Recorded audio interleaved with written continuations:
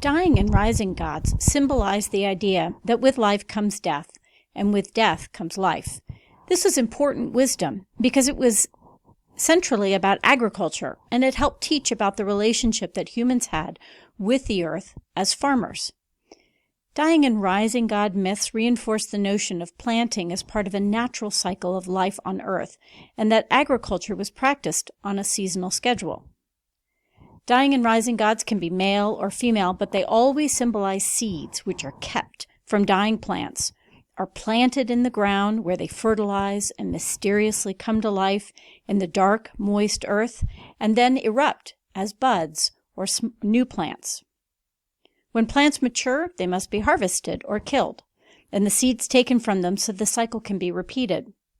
So planting seeds, farming, is a masculine occupation, but growing the plants, the fertility of the earth, the development of the seeds, the germination of those plants, that's feminine.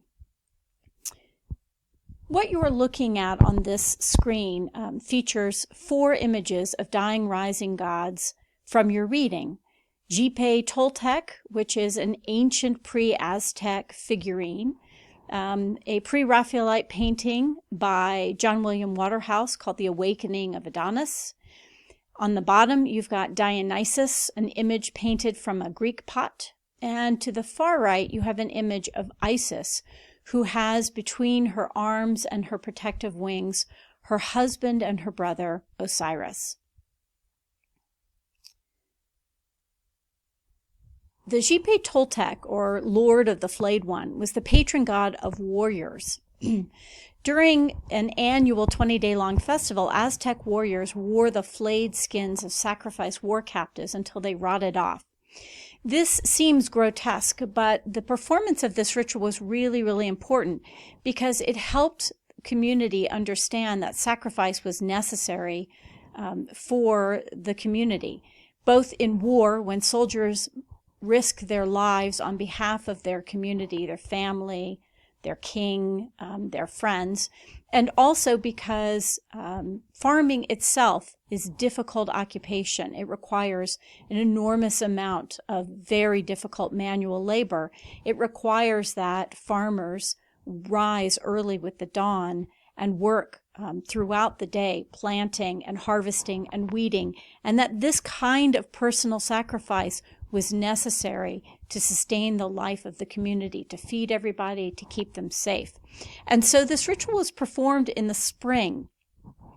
The warriors and shaman would wear the skin of these flayed captives and walk across the fields that are about to be planted. And this was meant to ritually thank the earth for the gift of agriculture, of corn that was to come, as well as to note the importance that life required death, required a sacrifice.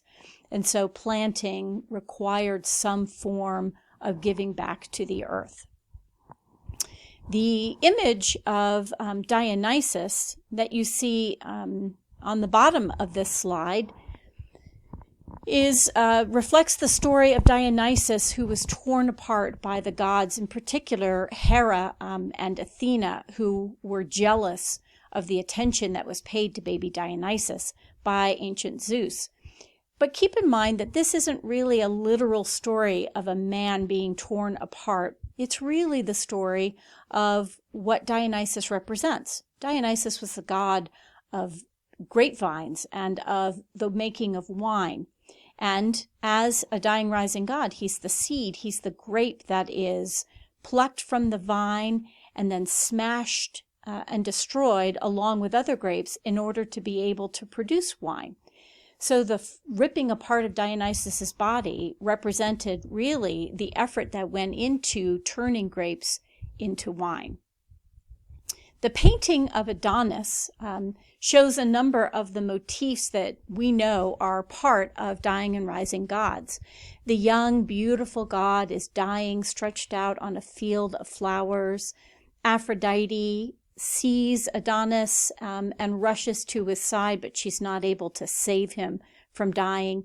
He was hunting a boar and was gored and is bleeding to death on the ground. And so she turns his blood and his semen pouring from his body into flowers that will grow every spring.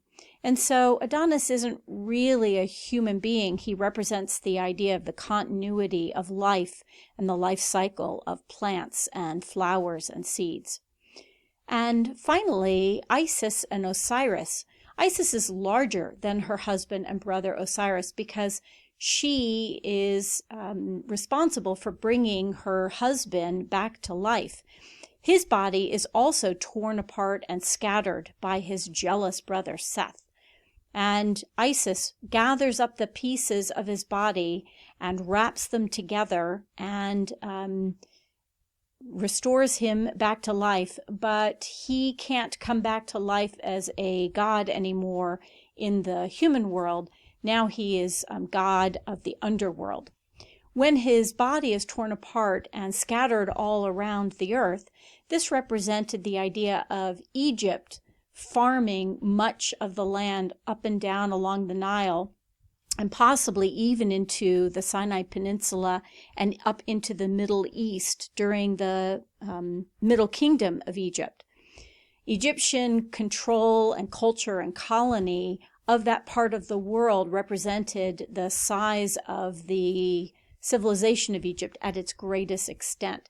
And so this myth really explained not only what was necessary in order to sustain agriculture, but also told a little bit about the history of Egyptian control of the land for a period of time.